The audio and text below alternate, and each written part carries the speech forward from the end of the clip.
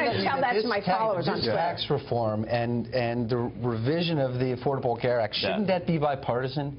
I mean, if you want policy uncertainty, don't you need both sides on board? And if Democrats don't get on board, doesn't that mean that maybe, you know, 4, 8, 12 years down the road, everything Trump does is going to be wiped out, too? Wouldn't that be great if we could actually find people in the middle, if we could find Democrats in the Senate who would say, you know, that's a good idea what President Trump is doing, but that's not the environment in which we find ourselves. And we can cast blame however we like. You know, in point of fact, President Obama kicked off his administration saying, I won, you lost, this is the way it's going to go down. And now people are so unbelievably politically polarized right now that it's not clear that the Republicans can do anything with Democratic support. I mean, people are just in their corners at this point. I hope they can do something in a bipartisan way. I just don't know if it's possible. What about this idea that corporate America seems to be getting in line in terms of jobs? I mean, General Motors is going to announce today, we're expecting, $1 billion investment into U.S. factories. Yeah. They're expecting to create 1,000 jobs. This is from the Associated Press. Right. Hyundai says it's going to reportedly invest $3.1 billion into the U.S., into American plants. This is on the heels of Carrier and Ford and others. Is he approaching this the right way, in your view? Look, more jobs, fantastic. Yeah. More jobs for people who've been languishing for the last 8 years, terrific. But one-off deals is not actually going to get the job done. You need an ecosystem in which jobs are getting created, whether the president even knows about it or not, which means we need tax reform, we need regulatory reform, we need reform of how presidential orders are going down, and that's what I believe they plan to do, and I hope they plan to do. Should he be browbeating companies like Ford and Carrier and others into keeping investment in the United States and creating jobs in the United States, or should he stay out of that? That's actually called moral suasion.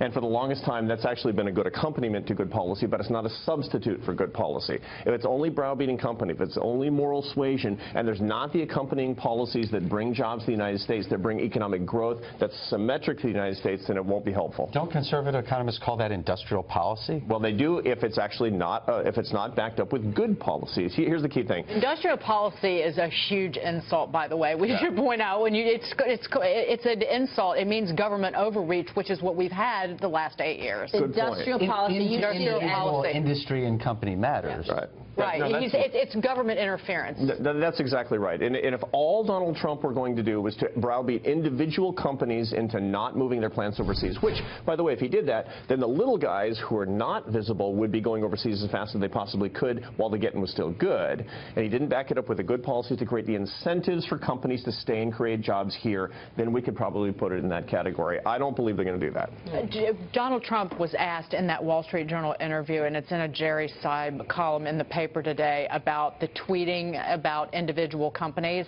and he said, I'm not in the weeds, I'm setting a tone for hundreds of companies. So he's literally dictating what his policies would potentially be. Yeah, by Twitter. Yeah. Okay, Yeah. which that's... Well, Twitter, and also naming individual companies out. Yeah, no, it's trying to create an environment, but again, you got to have the incentives, and the incentives can't just be being embarrassed on Twitter. They have to be making it worthwhile for companies to want to stay in America and want to create jobs in America. Well, that's what he's trying to do. Between his plan and the GOP House plan, bottom line, will it get done? Do you think we'll see that?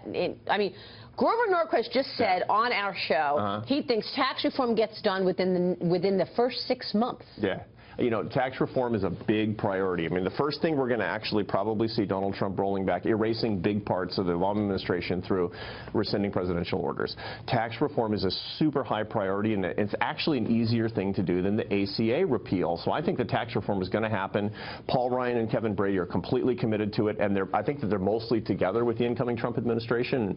I wouldn't be surprised at all to see it happen, to see more economic growth. All right. We will leave it there. Arthur, great to have you on the show today. Thank you, guys. Come back soon. Thank you. Welcome to Washington. Thank you so much. Arthur.